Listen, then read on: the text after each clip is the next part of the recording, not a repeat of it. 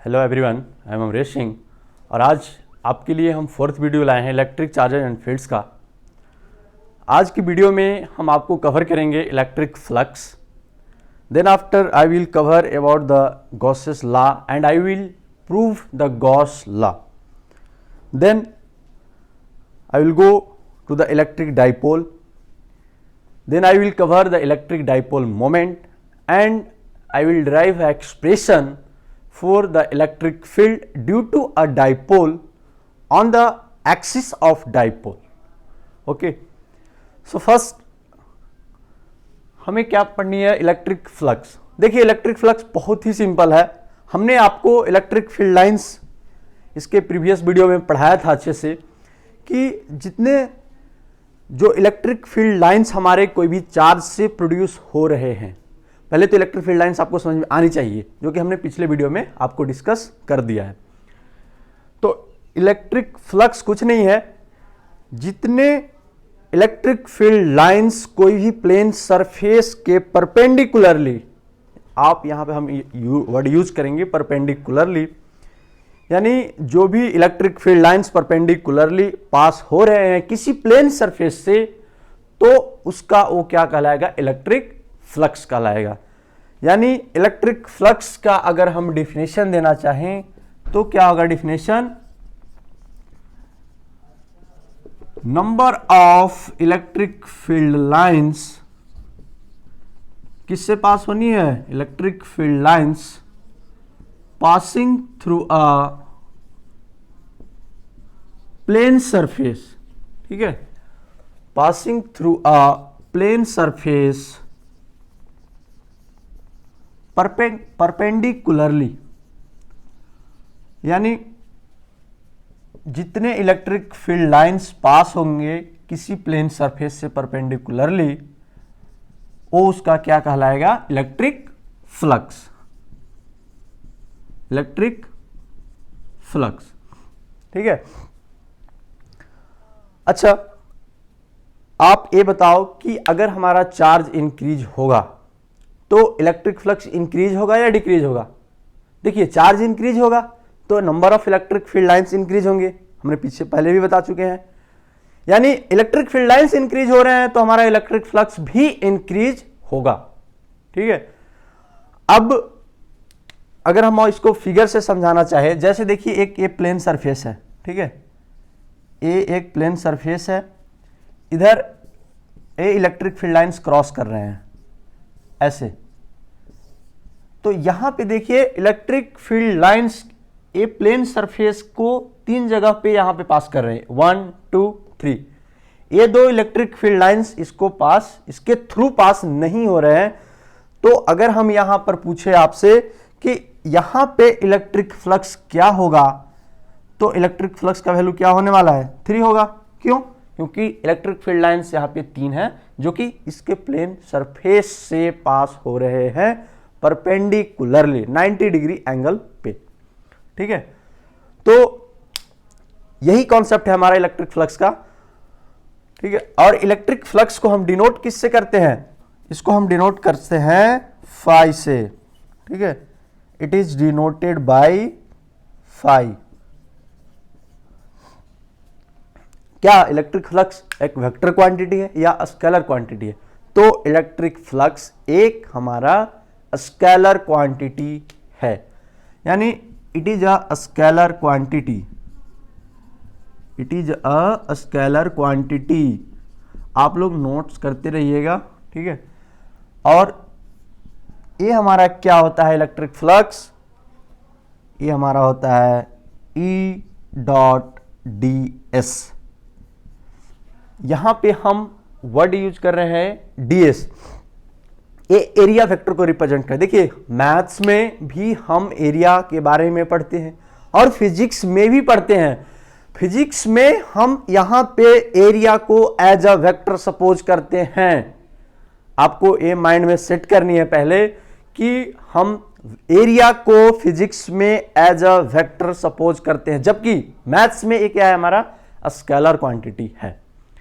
तो आपको वैसे ही ट्रीट करना है, यानी अगर हमारा कोई एरिया है एरिया, तो उसको हम एरिया वेक्टर से ही डिनोट करेंगे, ds। ठीक है, ds क्या है हमारा, एक एरिया वेक्टर के लिए हमने यहां पे यूज किया है। और ये जनरली अगर कोई एक सरफेस है, ऐसे अगर एक कोई सरफेस है, तो हम बोले कि इसका एरिया वेक्टर यानी डायरेक्शन, तो डायरेक्शन या तो आउटवर्ड होगा या तो इनवर्ड होगा। ठीक है, अगर हम 3D की ही बात करें तो 3D में इधर हो सकता है, इधर, यानी हमेशा क्या होगा, आउटवर्ड होगा या तो इनवर्ड होंगे। यही है हमारा एरिया वेक्टर का कॉन्सेप्ट, समझ में आपको आनी चाहिए कि एरिया वेक्टर कुछ नहीं है, बस एरिया को रिप्रेजेंट कर रहा है विथ डायरेक्शन, तो हम उसके लिए एरिया वेक्टर वर्ड यूज कर रहे हैं। ठीक है, ये होता है हमारा इलेक्ट्रिक फ्लक्स। अच्छा, आप बताओ ऐसा यूनिट क्या होगा इलेक्ट्रिक फ्लक्स का? इलेक्ट्रिक फील्ड क्या होता है, न्यूटन पर कूलम, और ds क्या है, एरिया, तो इसका क्या होगा, मीटर स्क्वायर। ठीक है, ये तो था हमारा इलेक्ट्रिक फ्लक्स के बारे में। अगर हम बोले एक और, हम आपसे पूछना चाहते हैं कि ये एक सरफेस है, ठीक है, ये इलेक्ट्रिक फील्ड लाइंस हैं, ठीक है, यहां पे ये दोनों 90 डिग्री पे पास कर रहे हैं, ये दोनों 90 डिग्री पे पास नहीं कर रहे हैं, तो हम किसको इलेक्ट्रिक फ्लक्स बोलेंगे, हम बोलेंगे इस वाले को, यानी यहां पे इलेक्ट्रिक फ्लक्स का वैल्यू क्या है, ओनली 2 है। कोई डाउट इसमें?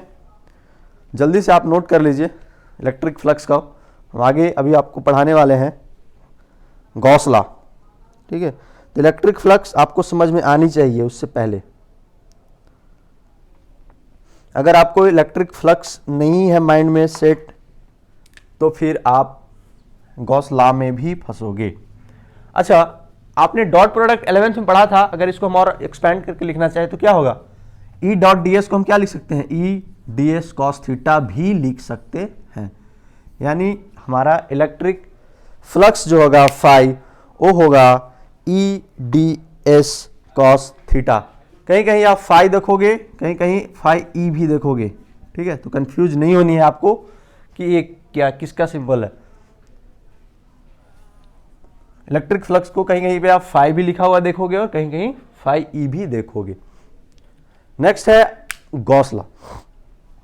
This is very very important for the 12th exam, और यहां से क्वेश्चन आपके कंपटीशन में भी 1 मार्क्स में MCQ में देंगे। वो कैसे देंगे वो हम आपको अभी कवर बताएंगे भी कैसे देगा, और ये आपके बोर्ड के लिए तो बहुत ही ज्यादा इंपॉर्टेंट है गॉस लॉ, और उसको प्रूफ भी करनी है। सबसे पहले तो हम समझेंगे गॉस लॉ बोलते किसको है, then I will prove it. Okay, देखिए गॉस लॉ क्या बोलता है, गॉस लॉ यही इलेक्ट्रिक फ्लक्स पे ही रिलेटेड है, सिंपल है, बहुत ही सिंपल है। पहले हम आपको फिगर से क्लियर करना चाहते हैं गॉस लॉ को, उसके बाद हम उसका स्टेटमेंट भी लिखाएंगे, then I will prove it. Okay, so Gauss law या गॉस थ्योरम बोलो, ये क्या है पहले हम उसको बताना चाहते हैं। देखिए ये बोलता है ना कि कोई भी एक क्लोज सरफेस है। अब आपको क्लोज सरफेस और ओपन सरफेस का मतलब तो समझ आता ही होगा। अगर हम एक ग्लास ले लें तो ग्लास क्या है हमारा, ग्लास तो ओपन सरफेस हो गया क्योंकि हम उसमें पानी भर सकते हैं। लेकिन हम एक बॉटल ले लें जो पैक है, या ग्लास के ऊपर भी हमने पैक कर दिया, अब वो क्या बन गया, वो हमारा क्लोज सरफेस बन गया। ठीक है, तो गॉस लॉ अगर अप्लाई होगा तो यहां पे क्लोज सरफेस पे ही अप्लाई होगा। अब गॉस लॉ क्या बोलता है कि अगर कोई एक क्लोज सरफेस है, उसके अंदर में चार्ज अगर क्यू है, बाहर के चार्ज से कुछ लेना देना नहीं है, ध्यान रखिएगा, बाहर में कुछ भी चार्ज रहे यहां पे कुछ लेना नहीं है इससे। तो गॉस थ्योरम जो है ये बोलता है कि यहां पे जो टोटल इलेक्ट्रिक फ्लक्स होगा, ये जो टोटल इलेक्ट्रिक फ्लक्स होगा ये क्लोज सरफेस का, ओ 1/ε0 टाइम्स होगा। किसके, ये जो चार्ज है ना इसमें इनक्लोज्ड, जो अंदर में चार्ज इनक्लोज है, प्रेजेंट है, उसके 1/ε0 टाइम्स के इक्वल होगा। यही है हमारा गॉस थ्योरम, है ना सिंपल। यानी यही बोलता है, बस आपको ये याद रखना है कि phi is equal to Q upon epsilon naught. यही है हमारा बस गॉस थ्योरम। इतना आप याद रखोगे तो आप लिख दोगे कि इलेक्ट्रिक फ्लक्स किसका, of a close surface is equal to the 1 upon epsilon naught times of the charge enclosed in the surface. यही है हमारा गॉस लॉ। चलिए आप हमें बता ही दीजिए, यहां क्वेश्चन ये है, सबसे पहले क्वेश्चन कैसे देगा बोर्ड में हम बताते हैं कि state and prove Gauss theorem या state and prove Gauss law, दो इस वे से दे सकता है, या आपको केवल गॉस थ्योरम स्टेटमेंट लिखने के लिए भी दे सकता है।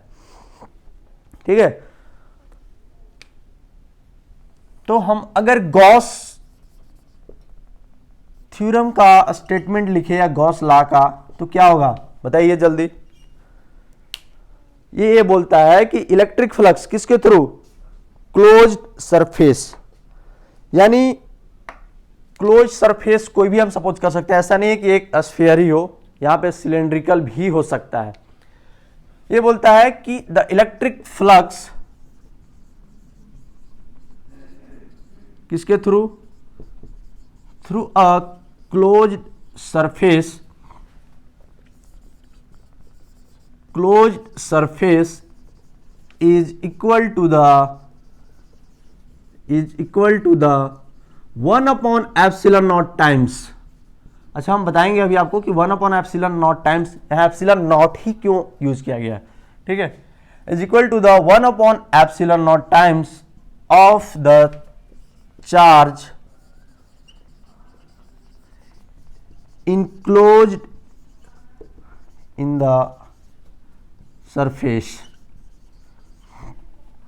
जनरली होता क्या है, जैसे हम एक बॉल लिए, फुटबॉल है ना, वो क्या है, एक क्लोज सरफेस है, तो फुटबॉल के अंदर में क्या होता है जनरली, उसमें जनरली एयर होता है।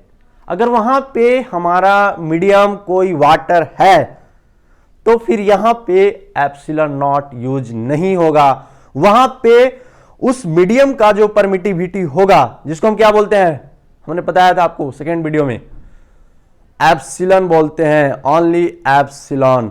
ठीक है, तो वहां पे वो चीज आ जाएगा। यानी अगर हमारा यहां पे मीडियम, ए वाला मीडियम जो है, जो फुटबॉल है, तो फुटबॉल के अंदर में चार्ज है, बट फुटबॉल के अंदर में चार्ज है और फिर वहां पे एयर भी है।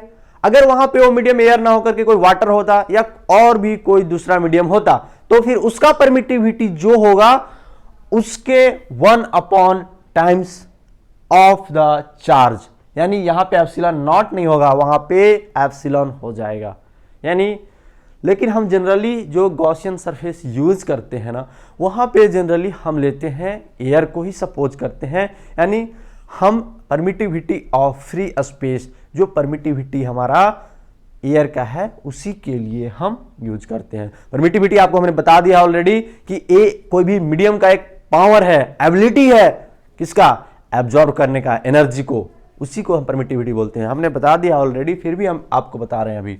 ठीक है, तो ये हमारा होता है गॉस लॉ या गॉस थ्योरम बोलो, यानी ये बोलता है कि फाई इज इक्वल टू क्या होता है, क्यू अपॉन एप्सिलॉन नॉट। यानी फाई अभी हमने आपको तुरंत इलेक्ट्रिक फ्लक्स बताया था कि E dot D S is equal to क्या होनी चाहिए, फाई अपॉन एप्सिलॉन नॉट होनी चाहिए। यही है हमारा गॉस थ्योरम। देखिए हम इसको अब प्रूफ करेंगे, बहुत ही इजी वे में प्रूफ करेंगे, बहुत ही सिंपल है, बहुत, आप इसको जल्दी से नोट कीजिए। हम अभी आपको गॉस थ्योरम प्रूफ करके दिखाएंगे। ठीक है, अच्छा हम आपको एक चीज और बताना चाहते हैं कि हम यहां पे एक ए सर्कल यूज करेंगे और एक एस यूज करेंगे, तो आपको कंफ्यूज नहीं होना है। ए तो साइन इंटीग्रेशन का है, ये वाला साइन इंटीग्रेशन का है। इंटीग्रेशन आपने थोड़ा सा 11th में पढ़ा होगा और 12th के मैथ्स में इसको डिटेल में पढ़ना है। इंटीग्रेशन होता कुछ नहीं है, देखिए जैसे कोई एरिया है ना ऐसे, जिसका कोई शेप नहीं हो, उसका एरिया निकालने हो तो हम उसके लिए क्या करते हैं, इंटीग्रेशन का यूज करते हैं। तो सिंपल है, तो ए इंटीग्रेशन हम किसका कर रहे हैं, एक क्लोज सरफेस का कर रहे हैं, इसलिए हमने यहां पे सर्कल लगाया है। आप देखोगे हर जगह पे तो कंफ्यूज नहीं होना है क्यों है ऐसा। और एस वो जो क्लोज सरफेस है ना उसका हमने नाम दिया है एस, ठीक है। तो वो क्लोज एरिया के लिए हमने ये सर्कल यहाँ पे दिया है और एस किसके लिए दिया है, वो जो क्लोज सरफेस है उसका नाम है। तो यही बोलता है कि ई डॉट डी एस यानी surface close integral E dot D S is equal to Q upon epsilon naught. यानी सेकेंड स्टेटमेंट अगर हम लिखना चाहें गॉस थ्योरम का तो यही होगा कि सरफेस क्लोज इंटीग्रल किसका, E dot D S is equal to the 1 upon epsilon naught times of the charge enclosed in the surface. यही है हमारा सेकेंड स्टेटमेंट भी यहां से, ठीक है। अब हम इसको प्रूव करते हैं, चलिए नोट कर लीजिए जल्दी से, हम आप प्रूफ करके दिखाते हैं इसको। हमें क्या प्रूफ करनी है, E dot D S is equal to Q upon epsilon naught, यही है हमारा गॉस थ्योरम। सबसे पहले तो हम सपोज करेंगे गॉसियन सरफेस, ठीक है। बहुत ही सिंपल है, आप फिगर को अच्छे से देखिएगा, पहले फिगर समझने की कोशिश कीजिएगा तो ये डेरिवेटिव बहुत ही इजी होगा और ये आपके 12th के एग्जाम में आएंगे ही आएंगे। हमने सपोज किया एक गॉसियन सरफेस को, ठीक है, इसके अंदर में एक चार्ज क्यू प्रेजेंट है और ये जो हमारा सरफेस है ना इसका रेडियस क्या है, इसका रेडियस है r। अब हम यहां पे ये बोलते हैं कि इस चार्ज Q के कारण यहां पे इलेक्ट्रिक फील्ड होगा, ये प्लस चार्ज है तो इलेक्ट्रिक फील्ड किधर होगा बताइए, इलेक्ट्रिक फील्ड हमारा इस डायरेक्शन में होगा, हमने बताया है ऑलरेडी। क्यों, क्योंकि हम यहाँ पे एक पॉजिटिव टेस्ट चार्ज अगर लेंगे तो प्लस वाले इसको रिपेल करेगा ना, तो फोर्स का डायरेक्शन उधर तो इलेक्ट्रिक फील्ड का भी डायरेक्शन उधर ही होगा। अब अगर हम यहाँ पे छोटे से एरिया की बात करें, ध्यान दीजिएगा, पूरे एरिया नहीं, जो एक क्लोज सरफेस है उसके पूरे एरिया की हम बात नहीं कर रहे हैं, एक छोटे से एरिया जिसको हम क्या बोल रहे हैं ds, इस एरिया को हम ds बोल रहे हैं। ध्यान दीजिएगा यहाँ पे ये तो हमारा इलेक्ट्रिक फील्ड E है, यहाँ पे हम इस एरिया का नाम दे रहे हैं ds। और आप अभी हमने आपको बताया था कि एरिया वेक्टर का जो डायरेक्शन होगा वो सरफेस के आउटवर्ड में होगा या इनवर्ड में होगा, परपेंडिकुलरली, ठीक है। तो यहाँ पे ये जो हमारा ds है एरिया वेक्टर, इसका भी डायरेक्शन देखिए यहाँ से हम शो कर रहे हैं, ये तो वेक्टर का साइन है वही होगा। और एक हमने, अच्छा आपके ये भी क्वेश्चन आएंगे कि क्या इलेक्ट्रिक फील्ड सब जगह सेम ही होगा क्या, इलेक्ट्रिक फील्ड लाइंस तो निकल रहे हैं ऐसे, तो इसका स्ट्रेंथ भी तो अलग अलग हर एक पॉइंट पे अलग अलग होगा ना। तो अगर हम एक छोटा सा हमने एक सरफेस लिया है, जैसे ये है, इसके बहुत ही छोटा सा एक बड़ा सरफेस है उसके छोटा हमने सपोज किया है जिसको हमने डिनोट किया है ds से, तो हम एक कंसीडर करते हैं कि यहाँ पे इलेक्ट्रिक फील्ड हमारा क्या है, सब जगह सेम है, इस वाले यहाँ पे ओनली जो छोटे से हमने सरफेस सपोज किया है और उसके एरिया को हमने क्या बोला है ds बोला है, ठीक है। हमने क्या पहले स्टेटमेंट में क्या लिखेंगे कि हमने सपोज किया एक गॉसियन सरफेस स्फेरिकल है जिसका रेडियस क्या है r है और इसके सरफेस पे एक हमने area vector small area ds suppose किया, ठीक है। ds क्या है, यहाँ एरिया वेक्टर है। अब आप ये बताओ कि अगर आप छोटे से एरिया में इलेक्ट्रिक फ्लक्स फाइंड करना चाहते हो तो अभी हमने आपको पढ़ाया था ना electric flux phi is equal to क्या होता है, ई डॉट डी एस होता है, अभी तो हमने आपको पढ़ाया है। तो अगर छोटे से एरिया के लिए हम इलेक्ट्रिक फ्लक्स की बात करें तो हम क्या बोलेंगे डी फाई। हमने होल सरफेस के लिए नहीं बता रहा है, यहाँ पे जो डी एस एरिया है उसके लिए हमने बता रहा है, तो उसके लिए हम क्या बोलेंगे कि ये हमारा इलेक्ट्रिक फ्लक्स डी फाई है और वो किसके इक्वल होगा, वो होगा ए वाला एरिया यानी जिसको हम क्या बोले हैं ds बोलते हैं और यहाँ पर इलेक्ट्रिक फील्ड क्या है E है, यानी E डॉट ds। कोई डाउट?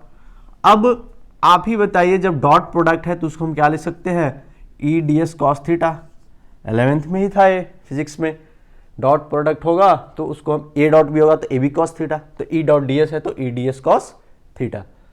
देखिए ध्यान से, थीटा क्या है, दोनों के बीच का एंगल है इलेक्ट्रिक फील्ड और एरिया वेक्टर का।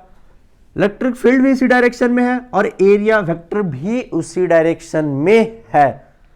तो थीटा का वैल्यू क्या है यहाँ पे, थीटा का वैल्यू है यहाँ 0।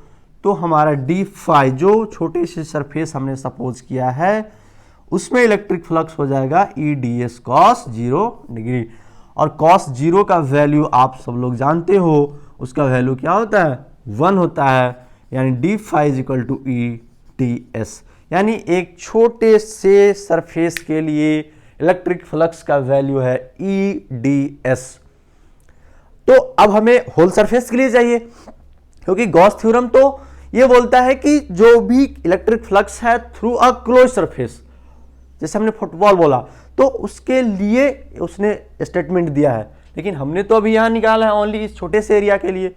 तो टोटल एरिया के लिए इलेक्ट्रिक फ्लक्स निकालने के लिए हम क्या कर देते हैं, इंटीग्रेशन करते हैं। इंटीग्रेशन का मीनिंग यही होता है कि सबको ऐड करना। जैसे यहाँ पे इलेक्ट्रिक फ्लक्स होगा, यहाँ पे होगा, यहाँ पे, यहाँ पे, यहाँ पे, यहाँ पे, यहाँ पे, ऐसे जो भी इलेक्ट्रिक फ्लक्स सारे होंगे सबको क्या करना है, ऐड करनी है, सबको इंटीग्रेट करनी है। यानी अब हम अगर टोटल इलेक्ट्रिक फ्लक्स की बात करें, टोटल इलेक्ट्रिक फ्लक्स किसके through, through this close surface, तो क्या होगा वो, उसको हम बोलेंगे फाई, और ओ होगा हमारा सरफेस क्लोज इंटीग्रल। क्यों सरफेस क्लोज इंटीग्रल बोल रहे हैं, ये जो सरफेस एरिया है ना, ये जो बॉडी है पूरा, उसको हम एस नाम दे रहे हैं, ठीक है।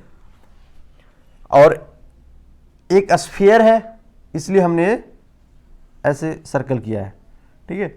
तो इसका हम क्या कर देंगे, ई डी एस। तो E D s cos theta था जो कॉस 0 हो गया, तो हम अगर यहाँ पर ई डी एस भी लिखे, डी फाई क्या था हमारा, ठीक है, डी फाई का हमने कर रहा है यहाँ पे इंटीग्रेशन। चलिए एक सिंपल स्टेप पहले लिख देते हैं, किसका इंटीग्रेशन करेंगे, डी फाई का, ठीक है। और हमने डी फाई का वैल्यू ऑलरेडी निकाल चुके हैं, क्या, ई डी एस, कोई डाउट। अब देखिए यहाँ पे हम आपको इलेक्ट्रिक फील्ड का एक्सप्रेशन ड्राइव करके दिए थे। जो पिछला वीडियो था उसमें हमने बताया था कि इलेक्ट्रिक फील्ड का जो एक्सप्रेशन होगा वो क्या होता है, 1/4 pi epsilon naught Q upon are square होता है। तो यहीं पे इलेक्ट्रिक फील्ड क्या एक्सप्रेशन हम पुटअप करेंगे, 1/4 pi epsilon naught Q upon are square, ये होता है ना। तो इसी चीज को यहां पे पुट करो, तो ये हमारा क्या हो जाएगा, सरफेस क्लोज इंटीग्रल ई का वैल्यू होता है 1/4 pi epsilon naught Q upon are square into D S. देखिए इस इंटीग्रेशन में क्यू कांस्टेंट है, हाँ है, क्यू वेरी नहीं कर रहा है। आर का वैल्यू वेरी करेगा क्या, नहीं, क्यों, क्योंकि ये रेडियस है, आर कांस्टेंट है। एप्सिलॉन नॉट आप जानते ही ऑलरेडी कांस्टेंट है, और 4 पाई भी एक कांस्टेंट नंबर ही है। तो ये पूरा का पूरा टर्म क्या है, कांस्टेंट है। इसको हम क्या कर लेंगे, इंटीग्रेशन से बाहर करेंगे एज अ कांस्टेंट। तो 1/4 pi epsilon naught Q upon are square, और सरफेस क्लोज इंटीग्रल, इसको क्या पढ़ते हैं हम, surface close integral d s. अब surface close integral d s का मतलब ये हुआ कि किसका इंटीग्रेशन कर रहे हैं हम, एरिया का। एक स्फीयर है, स्फीयर का एरिया आपको पता ही होगा क्या होता है, 4 पाई आर स्क्वायर। हम यहाँ पे आपको इरेज करते हैं, ठीक है। तो हमारा यहाँ पर डी एस का वैल्यू क्या होगा बताइए जल्दी से, यानी phi is equal to 1/4 pi epsilon naught surface close integral d s. और surface close integral d S यानी एक स्फीयर है हमारा, तो उसके लिए टोटल एरिया क्या होगा, 4 पाई आर स्क्वायर। स्फीयर का आपको एरिया पता ही होगा। अगर हम पुट करते हैं यहाँ पे, तो फाई इज इक्वल टू 1/4 पाई, यहाँ पे क्यू अपॉन आर स्क्वायर होगा ना, क्योंकि ये कांस्टेंट वाला टर्म है, ठीक है। 1/4 pi epsilon naught Q upon are square into 4 pi R square. 4 pi cancel out, R square cancel out. हमारा क्या प्रूव हो गया, phi is equal to Q upon epsilon naught. यही तो था गॉस थ्योरम, इसी को हमने प्रूव कर दिया, ठीक है। तो थोड़ा सा स्टेटमेंट भी आप शुरू में लिख लीजिएगा कि suppose A Gaussian surface of radius r. Suppose a spherical Gaussian surface of radius r in which a charge q is present, and we are supposing a small area ds and electric field E is on the surface. यानी जो हमने figures आपको समझाया था ना कि electric field जो हमने r डिस्टेंस पे सरफेस पे सपोज किया है, यानी कहां पे, जहां पे हम ds सपोज किए थे एरिया को, तो थोड़ा सा स्टेटमेंट 2 लाइन का लिखना था बस, बाकी आपको सिंपल वे में प्रूफ करना है, बस कुछ नहीं करना है, बस इलेक्ट्रिक फ्लक्स का आपको फॉर्मूला याद होना चाहिए, E डॉट ds होता है, ठीक है। यहाँ पे cos theta E ds cos theta होगा, थीटा का वैल्यू 0 होगा क्योंकि दोनों सेम डायरेक्शन में थे, इसलिए आगे हम पुटअप करेंगे E का वैल्यू हमने जो ऑलरेडी निकाल चुके हैं, E is equal to 1/4 by epsilon naught Q by R square. किसके लिए एक्सप्रेशन था ये था हमारा चार्ज के लिए, electric field intensity due to a charge at a distance R, ठीक है, ये हमारा प्रूव हो गया। नेक्स्ट आता है, हम पढ़ेंगे इलेक्ट्रिक डाइपोल। चलिए हम इसको इरेज करते हैं। इलेक्ट्रिक डाइपोल और इलेक्ट्रिक डाइपोल मोमेंट, देखिए इलेक्ट्रिक डाइपोल मोमेंट भी पूछा गया है बहुत बार। इलेक्ट्रिक डाइपोल तो नहीं पूछेगा बट इलेक्ट्रिक डाइपोल मोमेंट भी पूछेगा, ये पूछ चुका है ऑलरेडी ये 12th के एग्जाम्स में। और कंपटीशन में क्या पूछा है कि इलेक्ट्रिक डाइपोल मोमेंट का डायरेक्शन पूछता है, कहां से हो, कैसे होता है। तो सबसे पहले तो हम बताना चाहेंगे कि इलेक्ट्रिक डाइपोल किसको बोलते हैं। देखिए इलेक्ट्रिक डाइपोल किसको बोलते हैं, इलेक्ट्रिक डाइपोल हम एक अरेंजमेंट को बोलते हैं, अरेंजमेंट का नाम है इलेक्ट्रिक डाइपोल, जिसमें क्या होगा, एक माइनस क्यू चार्ज होगा और एक प्लस क्यू चार्ज होगा, दोनों स्मॉल डिस्टेंस पे प्रेजेंट होंगे। माइनस क्यू चार्ज और प्लस क्यू चार्ज अगर एक स्मॉल डिस्टेंस पे प्रेजेंट हो तो इस अरेंजमेंट का नाम ही क्या है, इलेक्ट्रिक डाइपोल। यानी अगर हम बोले ए माइनस क्यू चार्ज यहां पर एक है और एक यहां पे प्लस क्यू चार्ज है, तो ए इस अरेंजमेंट को, अच्छा जनरली ये दोनों के बीच का डिस्टेंस जो सपोज किया जाता है, लिया जाता है, वो 2l लिया जाता है। तो इस अरेंजमेंट का ही नाम क्या हम बोलते हैं, इसी को हम बोलते हैं इलेक्ट्रिक डाइपोल। तो अगर इलेक्ट्रिक डाइपोल का आप कुछ लिखना चाहते हैं उसके बारे में, तो ये होगा कि the arrangement of minus Q and plus Q charges at a distance 2l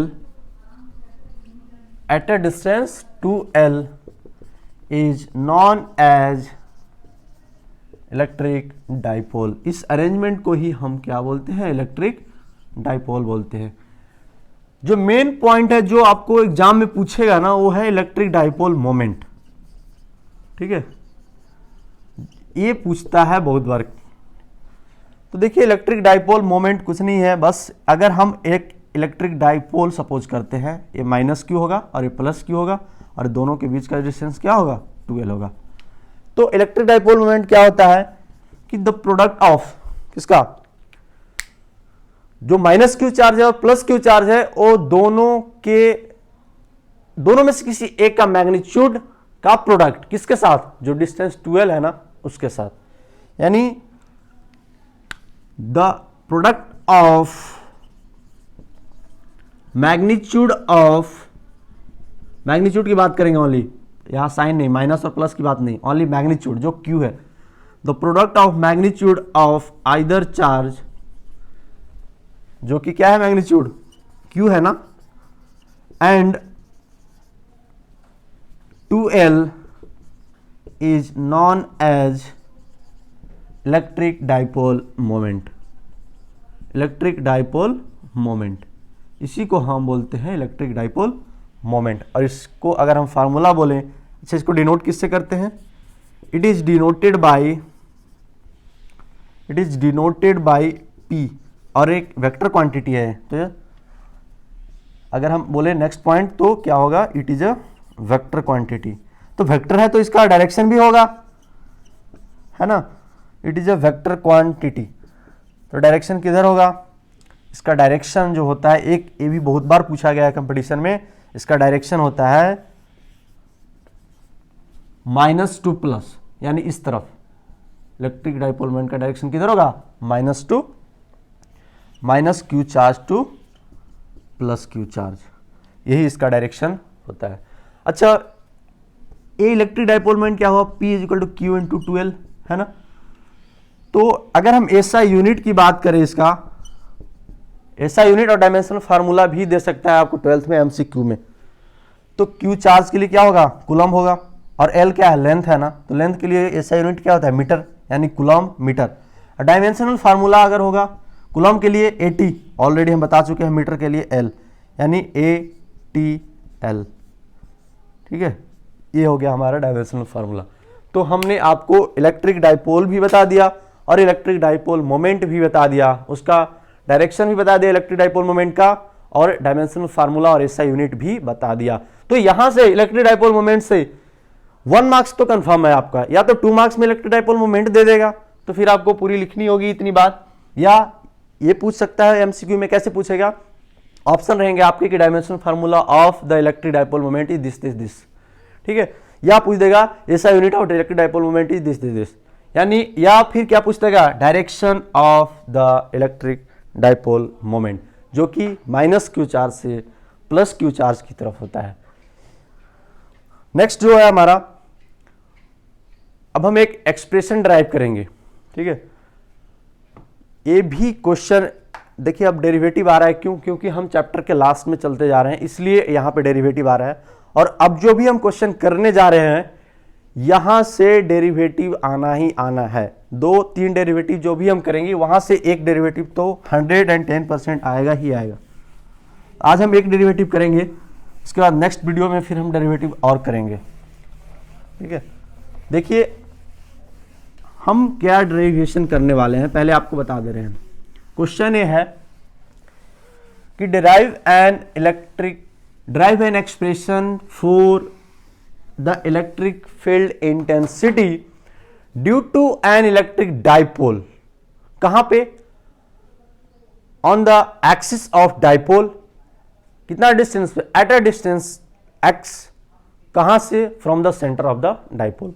question समझ में आ गया। Derive an expression for the electric field intensity due to electric dipole, कहां पे, एट अ डिस्टेंस x, कहां से, from the centre of the electric dipole. यही है हमारा क्वेश्चन, और ऐसे ही क्वेश्चन पूछेगा भी, जैसे हमने आपको दिया अभी। क्या बोलता है कि एक इलेक्ट्रिक डाइपोल सबसे पहले जैसे ही आपके पास आएगा, एक माइनस क्यू चार्ज होंगे और एक प्लस, यहां पे एक प्लस क्यू चार्ज होगा, ये दोनों के बीच का लेंथ क्या होगा, 2L होगा। यही तो इलेक्ट्रिक डाइपोल, इसी को तो हम बोलते हैं। हमें ये हमारा क्या हो गया, सेंटर ऑफ डाइपोल। जब सेंटर ऑफ डाइपोल है तो ए वाला लेंथ क्या होगा, ए अगर 2L है, सेंटर है, तो ए वाला लेंथ L और ए वाला लेंथ भी L होगा। अब यहाँ पे एक हमने पॉइंट सपोज कर रहा है, ठीक है, ये पॉइंट P सपोज कर रहे हैं, या कुछ भी हम सपोज कर ले रहे हैं, R सपोज कर ले रहे हैं। चलिए हम सपोज कर लेते हैं कि पॉइंट A ही है, ए सपोज कर लेते हैं, ठीक है। ए x डिस्टेंस पे, कहाँ से, सेंटर ऑफ डाइपोल से, यानी ए वाला डिस्टेंस क्या है हमारा, x है। और अच्छा, जब यहां से डिस्टेंस x है तो a प्लस क्यू से चार्ज इस पॉइंट का कितना होगा, यहां से यहां x है और यहां से यहां L है, तो यहां से यहां लेंथ क्या होगा, x माइनस L होगा ना। अच्छा आप बताओ, माइनस क्यू के, अगर यहां पे हम एक इलेक्ट्रिक फील्ड इंटेंसिटी की बात अगर यहां पे हमें करनी है इस पॉइंट पे, तो हमने जब इलेक्ट्रिक फील्ड इंटेंसिटी आपको पढ़ाया था तो क्या बोला था, किसी भी पॉइंट पे इलेक्ट्रिक फील्ड इंटेंसिटी अगर आपको फाइंड करनी है तो उस पॉइंट पे आप एक यूनिट पॉजिटिव टेस्ट चार्ज को रखोगे।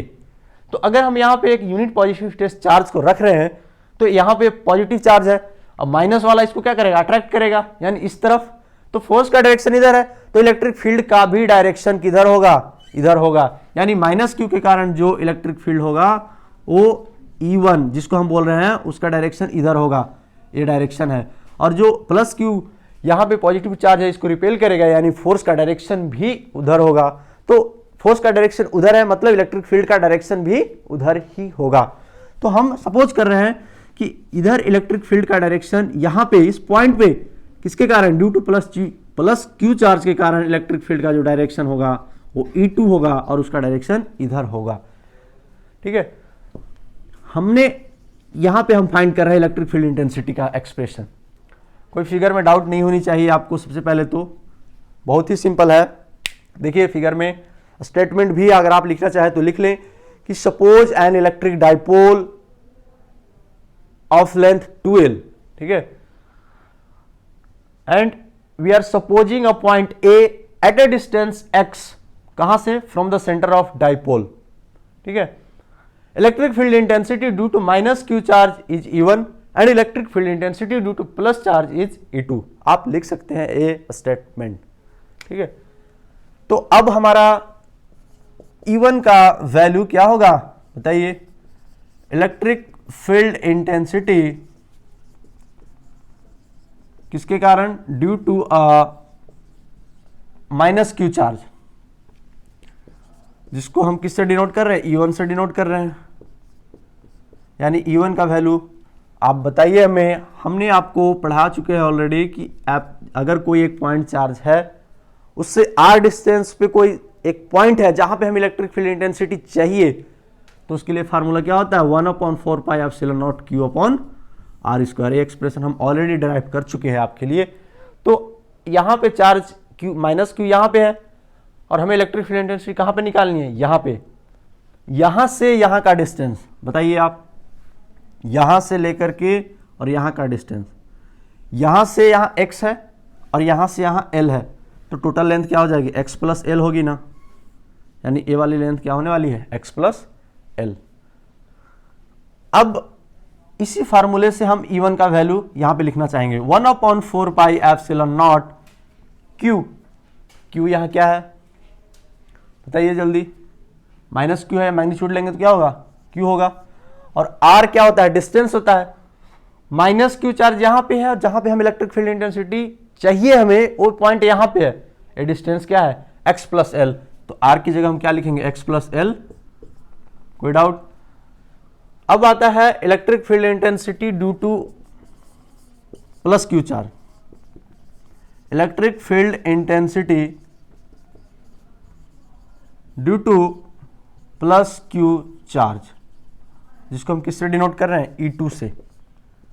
और E2 का वैल्यू क्या होगा, 1/4 pi epsilon naught Q upon R का वैल्यू यहां पे आप बताइए हमें। R देखिए क्या है, डिस्टेंस है ना, प्लस Q से यहां डिस्टेंस ए वाला क्या होगा हमारा, x माइनस एल, क्योंकि यहां से यहां 2l है, और यहां से यहां l है, यहां से यहां x है, तो ए वाला डिस्टेंस क्या होगा, x माइनस एल होगा। यानी R की जगह हम यहां पे क्या लेंगे, Q तो चार्ज है ही मैग्नीट्यूड, और x माइनस एल। अब आपसे मैं क्वेश्चन पूछना चाहते हैं कि E1 यहां पे बड़ा है या E2, मैथ्स है, यहां आपको सोचना है। देखिए ए वाला टर्म और ए वाला टर्म Q, इतना टर्म तो सेम है, बस डिफरेंस कहां पे है, यहां पे है। यहां पे x माइनस एल है, यहां पे x प्लस एल है। तो अगर डिनोमिनेटर में कुछ भी इंक्रीज होगा तो एट द ओवरऑल उसका वैल्यू क्या होगा, कम होगा। तो यहां पे आप देख लो कि इसका वैल्यू E1 का वैल्यू कम होगा, क्यों, क्योंकि x प्लस एल है, यानी ए वाला डिनोमिनेटर ज्यादा है compare to the x minus L, ठीक है। तो इलेक्ट्रिक फील्ड इंटेंसिटी E1 क्या है, ज्यादा है, सॉरी कम है, क्यों, क्योंकि डिनोमिनेटर ज्यादा है। यानी E1 का वैल्यू कम है और E2 का वैल्यू ज्यादा है। तो ऐसे हम अगर कोई भी दो चीज है, एक इधर फोर्स लग रहा है, एक इधर लग रहा है, तो इधर वाले फोर्स का वैल्यू जो E2 है ये ज्यादा है और इधर वाले का कम है, तो नेट फोर्स जो होगा वो किधर होगा, इधर ही होगा, यानी E2 माइनस E1 होगा। तो नेट इलेक्ट्रिक फील्ड बोले या इलेक्ट्रिक फील्ड इंटेंसिटी बोले, कंफ्यूज नहीं होना है यहाँ पे, ठीक है। नेट इलेक्ट्रिक फील्ड जिसको हम E से डिनोट कर रहे हैं, वो क्या होगा हमारा, ज्यादा कौन है, E2 है, उसमें से किसको माइनस करेंगे हम, E1 को माइनस करेंगे। जल्दी से नोट कीजिए, हम आपको अभी एक्सप्रेशन ड्राइव कर दे रहे हैं।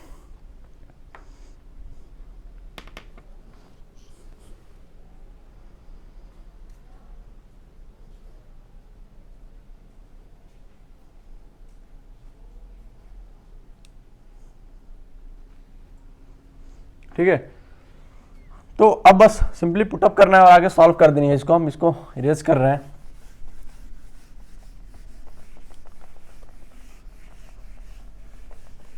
यानी E2 क्या था हमारा, 1/4πε0 Q अपॉन E2 क्या था, यहां से डिस्टेंस है ना E2 का, यानी x माइनस एल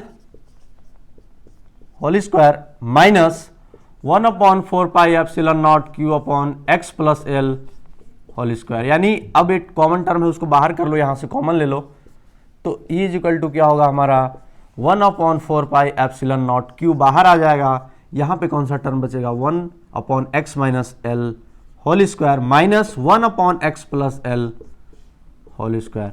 अब यहां पे हम क्या लेंगे, एलसीएम लेंगे।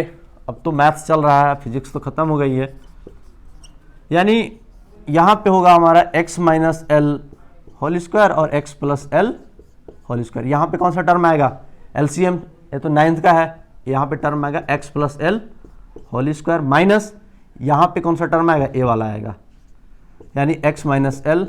अगर मैथ्स में दिक्कत है किसी को तो 9th का देख लेना कैसे हमने एलसीएम लिया है, तो सिंपल सा है एलसीएम, ठीक है। अब a plus b whole square 8th class में था, और यहां पे देखो आप क्या है, ए माइनस बी और ए प्लस बी। चलिए मैथ्स का भी फार्मूला लिख ही देते हैं आपके लिए, इधर हम इरेज करते हैं, ठीक है। आपके लिए मैथ्स का फार्मूला है a plus b whole square, ये क्या है, a square plus 2ab plus b square, और a minus b into a plus b, ये क्या होता है a square minus B square. यहां पे अप्लाई कर दीजिए, सिंपल है, यानी 1/4πε0 इंटू क्यू, नीचे में क्या होगा डिनोमिनेटर में, देखिए a माइनस बी और a plus B, A square minus B square होगा, हाँ होगा, A square minus B square, इसका क्या हो जाएगा स्क्वायर होगा, क्योंकि दोनों पे स्क्वायर ऑलरेडी था। अब इसको ब्रेक कीजिए, ए प्लस बी के होल स्क्वायर पे x प्लस एल के होल स्क्वायर को, तो ए स्क्वायर यानी x का स्क्वायर प्लस 2ab यानी 2xl प्लस बी स्क्वायर यानी एल स्क्वायर माइनस ए माइनस बी के होल स्क्वायर पे इसको ए स्क्वायर माइनस 2ab यानी 2xl, उसके बाद क्या होगा प्लस एल स्क्वायर, ठीक है। अब यहां से ब्रैकेट को हम हटाएंगे तो साइन क्या होगा, चेंज होगा ना, यानी E is equal to, maths चल रहा है अब क्या करें, 1/4πε0 Q x square plus 2xl प्लस एल स्क्वायर माइनस, ये देखिए यहाँ पे प्लस है, यहाँ माइनस है, यहाँ प्लस है, साइन क्या हो जाएंगे सारे अपोजिट होंगे, minus x square plus 2xl minus L square upon, sorry a square minus B square, यहाँ नहीं होगा क्योंकि ए और बी की जगह यहाँ क्या है एक्स और एल है, तो यहाँ हो जाएंगे x square minus L square, ठीक है, x square minus L square का होल स्क्वायर। देखिए कैंसिल आउट हो रहा है, एल स्क्वायर प्लस में या माइनस में है, एक्स स्क्वायर कैंसिल आउट हो गए, बचे क्या हमारे पास 1/4πε0 इंटू क्यू, यहाँ पे बचा 2xl प्लस 2xl, टोटल कितने 4xl, ठीक है, हाँ ठीक है, upon X square minus L square to the whole square. अब अभी हमने आपको इलेक्ट्रिक डाइपोल मोमेंट भी पढ़ाया था, P is equal to Q into 2L। चलिए एक स्टेप और हम यहाँ नीचे लिख ही देते हैं, E इज इक्वल टू क्या होगा हमारा 1/4πε0, अगर हम 4xl को ऐसे लिख सकते हैं ना, Q तो हमारा ये है ही, 4xl को हम ऐसे लिख सकते हैं कि 2x इंटू 2L लिख सकते हैं, अपॉन, ऐसा क्यों लिख रहे हैं अभी आप देख लीजिएगा, ठीक है। हमने आपको पढ़ाया है electric dipole moment P is equal to Q into 2L, कोई डाउट, तो Q इंटू 2L की जगह हम P को पुट कर सकते हैं, तो जब Q इंटू 2L को हम P पुट करेंगे तो हमारा E इज इक्वल टू क्या होगा 1/4πε0, Q इंटू 2L को हम P लिख रहे हैं, तो P into 2x upon X square minus L square to the whole square. अच्छा, जब हमने आपको फिगर दिया था इलेक्ट्रिक डाइपोल वाला, तो उसमें देखिएगा x का वैल्यू बहुत ही ज्यादा था, ये माइनस क्यू था और ये प्लस क्यू चार्ज था, यहां पर पॉइंट था जो कि इसके सेंटर ऑफ डाइपोल से x डिस्टेंस पे था, है ना। हमने बताया था कि इलेक्ट्रिक डाइपोल में जो अरेंजमेंट होता है माइनस क्यू और प्लस क्यू का, ये बहुत ही ज्यादा क्लोज होते हैं, इनके बीच का डिस्टेंस बहुत ही कम है। तो जो एक्स हम सपोज कर रहे हैं उसके कंपेयर में निग्लिजिबल होता है। अगर हम इसको ओमिट भी कर दे ये डिस्टेंस को एक्स के कंपेयर में अगर हम इसको नेग्लिजिबल मानते हैं, इसको नेग्लेक्ट कर रहे हैं, तो भी कोई फर्क नहीं पड़ेगा। क्यों? क्योंकि इलेक्ट्रिक डाइपोल का जो अरेंजमेंट होता है ना, वो बहुत ही नियर में होता है। तो अगर हम यहाँ पे ये बोले, यहाँ पे इरेज करते हैं, ठीक है, तो L is very very less than x, तो हम सपोज कर सकते हैं कि L इज नियर टू 0। अगर ये 0 हो गया तो E का वैल्यू क्या होगा? E is equal to 1/4 pi epsilon naught P into 2x upon L को हम 0 कर लिए, ये 0 हो गया टर्म, तो x स्क्वायर का स्क्वायर क्या हो जाएगा? x टू द पावर 4, और यहाँ पर x की पावर 1 है, तो x की पावर 1 है, यहाँ पर x टू द पावर 4 है, तो E इज इक्वल टू क्या हो गया? 1/4 pi epsilon naught 2p upon x cube. ये है हमारा electric field intensity due to an electric dipole at a point on the axial line, यानी जो इलेक्ट्रिक डाइपोल का जो लेंथ था उसी डायरेक्शन में हमने इलेक्ट्रिक फील्ड इंटेंसिटी का एक्सप्रेशन ड्राइव किया है। ठीक है, ये हो गया हमारा E is equal to 1/4 pi epsilon naught 2p upon x cube. ठीक है, एक हम जल्दी से समराइज करते हैं। आपको हमने क्या पढ़ाया आज? इलेक्ट्रिक फ्लक्स पढ़ाया। इलेक्ट्रिक फ्लक्स के बाद हमने आपको गॉसेस थ्योरम का स्टेटमेंट दिया, उसको प्रूव किया। देन हमने आपको पढ़ाया कि इलेक्ट्रिक डाइपोल किसको बोलते हैं, इलेक्ट्रिक डाइपोल मोमेंट किसको बोलते हैं, उसका डिफिनेशन, उसका ऐसा यूनिट और उसका डायमेंशनल फार्मूला भी बताया। और लास्ट में हमने आपको कवर किया, एक एक्सप्रेशन ड्राइव किया इलेक्ट्रिक फील्ड इंटेंसिटी का due to an electric dipole at a point on axial line at a distance x from the centre of the dipole. ये था हमारा full lecture. Thank you. Wait for the next video.